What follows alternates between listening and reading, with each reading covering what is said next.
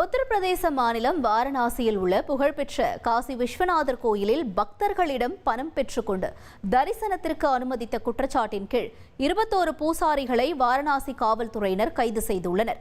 கூடுதல் விவரங்களை செய்தியாளர் ரமேஷ்குமார் வழங்கிட நாம் கேட்கலாம். ரமேஷ்குமார், வணக்கம். என்ன நிகழ்ந்தது? இந்த விவகாரத்தினுடைய முழு பின்னணி என்ன? வாரணாசியில் அமைந்திருக்கக்கூடியது உலக புகழ்பெற்ற காசி விஸ்வநாதர் ஆலயம். இந்த கோவிலில் பக்தர்களிடம் பணம் பெற்றுக்கொண்டு தரிசனத்திற்கு ஏற்பாடு செய்த குற்றச்சாட்டின் கீழ் 21 பூஜாரிகளை காவல்துறையினர் கைது செய்திருக்கின்றனர்.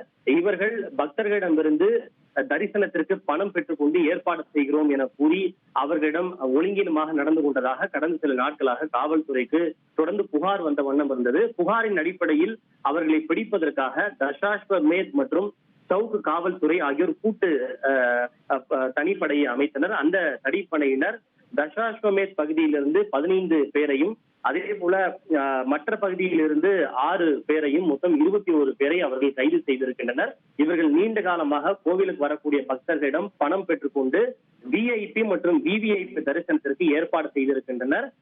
தொடர் விசாரணையில் இவர்கள் எல்லாம் அங்கீகரிக்கப்படாத நபர்கள் எனவும் தங்களை கோவிலினுடைய அங்கீகரிக்கப்பட்ட பூஜாரிகள் போல காட்டிக்கொண்டு பக்தர்களிடம் பணம் பெற்றுக்கொண்டு தரிசனத்திற்கு ஏற்பாடு செய்து மோசடி செய்ததாக காவல்துறையினர் தெரிவித்துள்ளனர்.